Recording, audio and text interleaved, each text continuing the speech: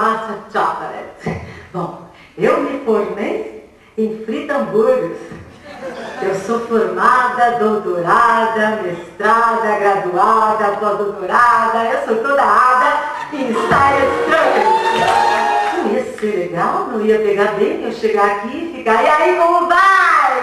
Tudo bem, você veio? E aí? Porque isso fica balançando horas. Pra quê, gente? Que alguém precisa saber que não deu certo a musculação? Ninguém precisa disso. Então, você senta na cadeira. Aqui, ó. Aqui, ó. Senta na cadeira. Aquele comprimento também com a mão, não é? Você tem que apertar firmeza na vida. Pegou, aperta. Se treinou hoje, solta logo. Decora toda a festa. Tem um sofá, uma pista, banheiro. Banheiro. Então fica nesse tempo. Uma pista, banheiro, tem um sofá, pista, banheiro. Certo? Joga a cabeça pra trás. Cadê aquela que viu? Joga a cabeça. E vai. E se diverte.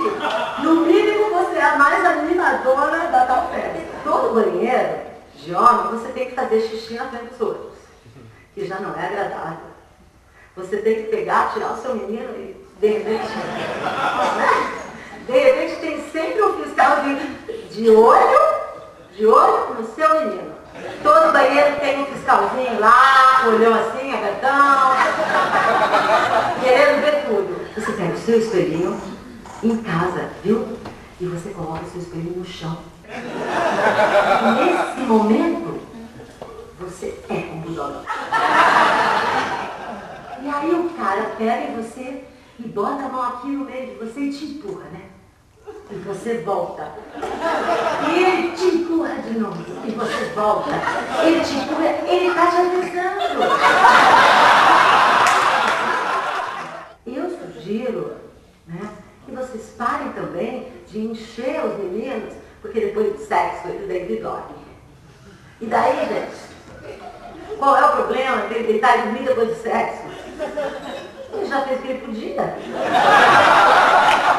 edição é o seguinte, é cara e bobo, então você sorri. Chega no dia de edição, já tá rindo, que legal. Olha, fala com a pessoa de distância, tá bem, que bacana.